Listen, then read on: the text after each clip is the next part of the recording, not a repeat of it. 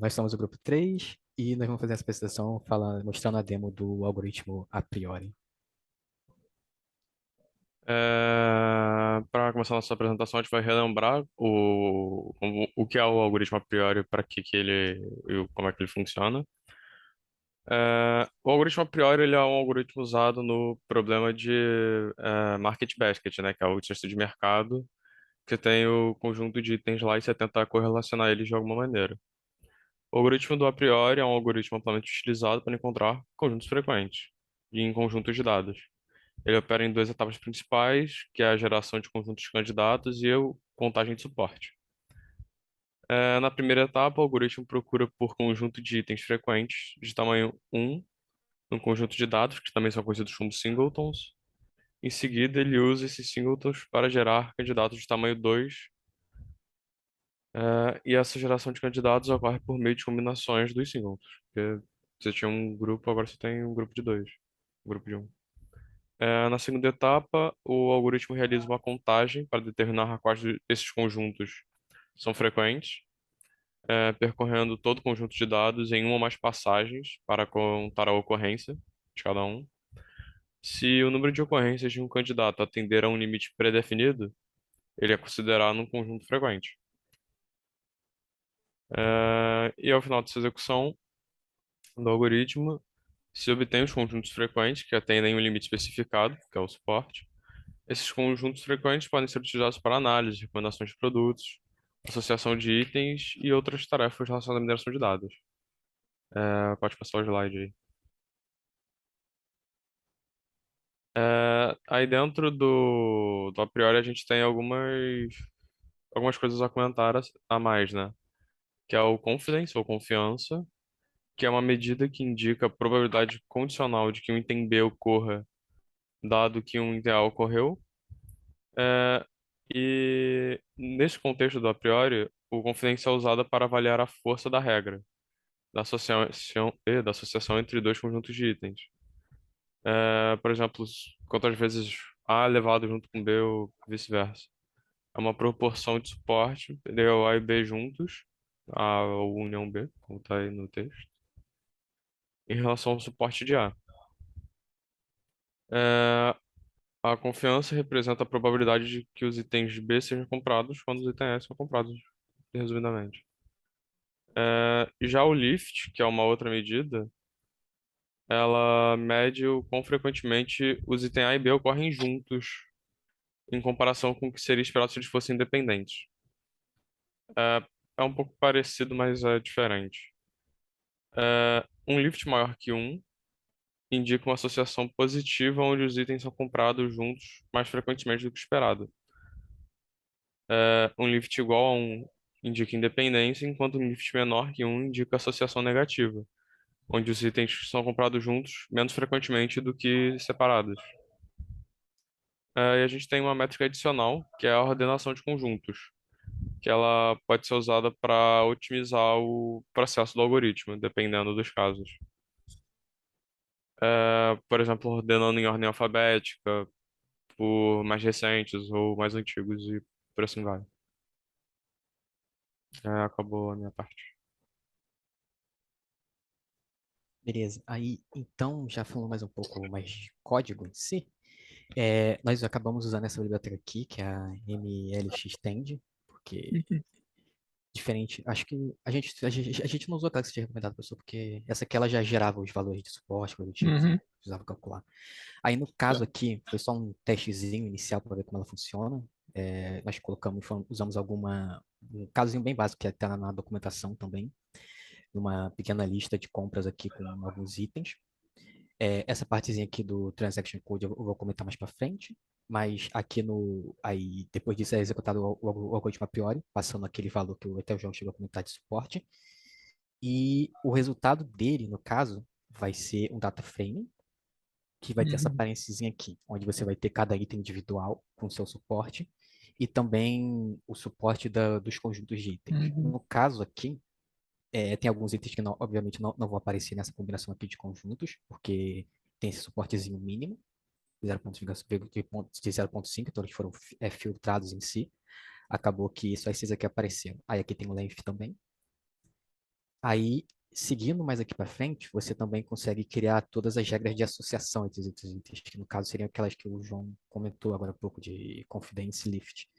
Aí, no caso aqui, temos aqui como antecedente o bacon, eggs, quer dizer, e como consequente o bacon, ou seja, qual a chance dele, Uhum. dado que ele comprou um ovo, dele comprar bacon, tem essa chancezinha aqui. Você tem um confidence alto até, você tem um confidence de 1, que é relativamente alto, porque é um item bastante frequente nessa listinha aqui. E você também acaba tendo o inverso, que seria qual a chance de comprar no bacon de se comprar ovos. No caso, os valores aqui iniciais vão ser os mesmos, já que é só uma multiplicação básica, mas o que muda é o confidence, porque aí a partir do o lift também vai ser o mesmo, mas a partir do confidence você consegue saber qual dessas duas regras é a mais importante. No caso, o mais comum é que quando o cara compre ovos, ele também compre bacon e não o contrário. E aí essa associação vai ser criada para cada uma desses parzinhos aqui que foram gerados. Mas esse aqui foi só um. Peraí, que ele não tá andando. Foi só um teste inicial.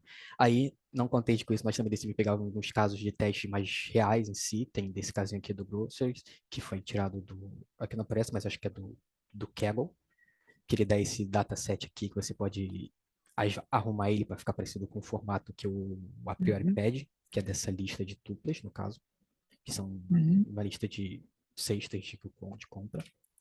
Aí aqui tem uma pequena exploraçãozinha de dados que foi feita, nada muito grande também, mas era mais para entender como é que está a distribuição de compras, dos itens e coisa do tipo. Aqui no caso é um gráfico de margem mostrando uma compra de cada item. Então nós temos aqui um item que se sobressai dos outros, que tem muito vendido, vale salientar que aqui nós temos 9.835 linhas. Esse item aqui ele apareceu, de cada dessas cestas, esse item apareceu em mais de 2.500 delas. Aí aqui nós temos um top 25 de itens mais vendidos, que no caso acaba. Aí aqui você pode perceber que o item mais vendido de fato é leite. Ele acaba sendo, acho que ele aparece 2.502 vezes, Uhum. seguido aqui de outros tipos de vegetais, porque eles separam em Other Vegetables e Root Vegetables. Aí seguindo também de outros itens aqui, como pão, soda, iogurte, coisa do tipo. Aí aqui também nós temos os itens menos frequentes em si, o top 10 deles. Eu fiquei até um pouco surpreso, porque itens de bebês aqui normalmente eu suponho que venderiam bastante, mas acabou que não são tão vendidos, pelo menos nessa groceries aqui específica. Aí, seguindo também aqui, voltando um pouco lá daquele código inicial, eu falei que ia comentar esse transaction coder, é porque quando a entrada pro a priori em si, para esse algoritmo específico, ele tem que ter esse formato aqui.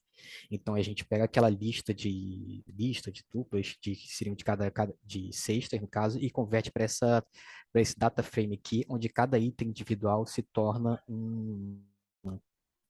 com o seu valor booleano, no caso, onde o false indica que esse item não faz parte dessa cesta e o true indica que ele faz. Até, pô, só peguei um exemplo aqui, só tem false, né? Ah, não, tem um truezinho aqui no final. O último item aqui, ele tem um true aqui em vinagre, porque vinagre faz parte dessa última cesta. Aí, executando novamente aqui, dessa vez foi mudado um pouquinho o valor de suporte para ele dar um resultado mais interessante, o valor mínimo. Ele gerou esse conjunto aqui de tamanho 2 no caso.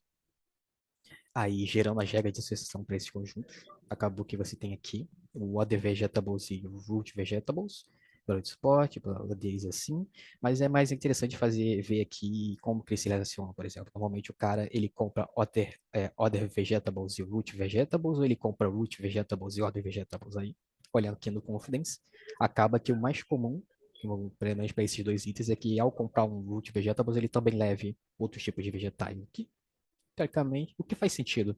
Aí você pode também continuar seguindo assim, e olhando essas regras para ver como é que esses itens se relacionam. Mas também quiser indo um pouco além também, a ideia aqui já era mais forçar um pouco a barra e tentar ver quando que isso começa a ser um problema, porque as nossas apresentações passadas foram todas focadas em otimizar o consumo de memória em si. Em algum momento isso acaba se tornando um problema. Esse dataset aqui ele é relativamente pequeno. Então a ideia aqui foi diminuir o número de suporte para permitir que ele gere o máximo possível, para permitir que ele gere o máximo possível de regras e de conjuntos.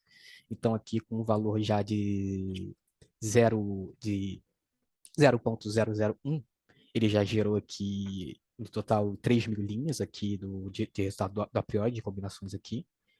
tanto dos itens individuais como de cesta, de conjunto de cestas maiores. Aqui ele gerou até de 6 itens. Aí, rodando esse a priori, e rodando as regras aqui, ele acabou gerando um conjunto bem grandezinho de regras. Aqui, se a gente for ver, ele gerou mais de 100 mil linhas. E aqui, no caso, esse aqui foi o último valor que nós testamos, porque depois daqui de um ponto, ele começou a dar um problema de memória de RAM. Ou seja, o valor foi tão pequeno que começou a faltar RAM aqui no PC. Aí, bem, paramos nesse número. Mas, seguindo aqui, isso é para mostrar que realmente, mesmo com um dataset que não é relativamente tão grande, com o número de Uhum. cestas que também não é relativamente tão grande, isso já se tornou um problema. Então, todas aquelas. Então, aqui nós temos um algoritmo a priori, mas existem outras evoluções desse algoritmo que poderiam talvez ter dado um resultado, ter seguido um pouco além desse valor aqui.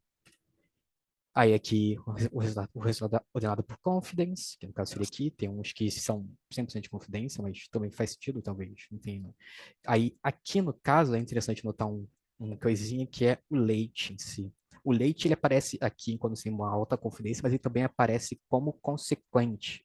E aqui você também nota que ele aparece como antecedente, ele aparece com muita frequência. Aí ficamos interessados um pouco nisso, nós decidimos fazer alguma análise a mais sobre esse caso do leite específico. Aqui nós temos os casos em que o leite aparece como antecedente, por exemplo. Os valores aqui de suporte são relativamente pequenos, porque a gente usou um valor pequeno, mas o valor de confidência dele também acaba sendo bem pequeno quando comparado com quando ele aparece como consequente, por exemplo. Ou seja, aí, no caso, isso aqui são algumas análises que você pode fazer, por exemplo. Por que isso Uhum. acontece? Talvez, não sei, uma lojinha pequena, eles não têm carrinhos, talvez eles comprem tudo em cestos e, por isso, o leite tende a ser mais pesado do que os outros itens que eles compram. Então, eles tendem a pegar por último. Por isso que aparece assim, não sei.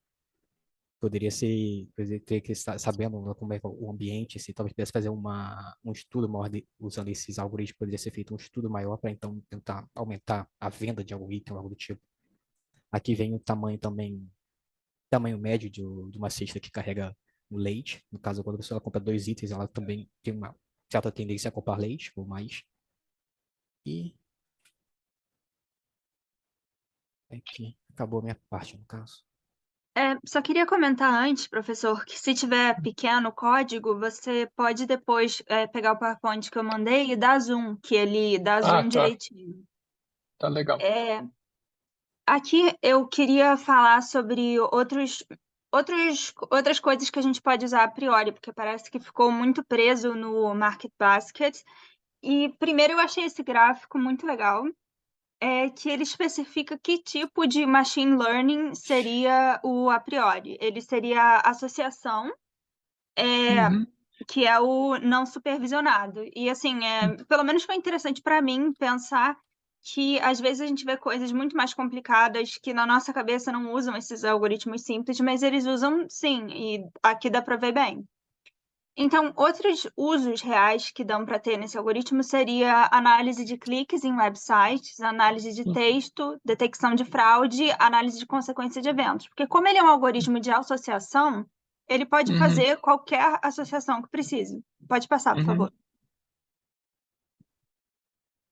Então, por exemplo, a gente tem text mining, em que, a priori, pode achar associações comuns de palavras em documentos, o que pode ser útil para fazer resumos automáticos ou Uhum. dividir documentos. Você pode usar ele em e-mails, mensagens de texto, questionários, Uhum. e isso facilita muito o trabalho das pessoas e, às vezes, acha padrões que nós não tínhamos visto antes. Pode passar, por favor? Aqui eu coloquei um pouco do como ele é utilizado em fraudes. Assim, não precisa entender muito bem na imagem, mas tem aqui Adding Association Rules, que nessa parte Uhum. das regras de associação que poderia ser utilizada a priori. Basicamente, vocês usam a priori para achar padrões no seu cliente. Então, quando ele sai desse padrão, você acha suspeito. E Uhum. também ele pode achar padrões de fraude. Então, por exemplo, é muito comum Uhum. quando as pessoas fazem fraude, elas comprarem, sei lá, combustível e cerveja. E aí, quando você vê esses dois juntos, o cara já vai lá e dá uma olhada porque parece suspeito. Outro uso é o uso clínico. em que você pode achar coisas em comum entre pacientes com a mesma doença, você pode automaticamente ver o histórico daquele paciente e achar coisas que podem ajudar o médico na hora de definir qual o problema. Pode passar, por favor. E por último é a análise do Click Data, que é você vendo onde o usuário clicou no site, você pode definir coisas como o melhor lugar para colocar propaganda, os tipos de usuários, e automaticamente o a priori podia juntar esses padrões para definir quais são as regras. E é isso. Tá. Isso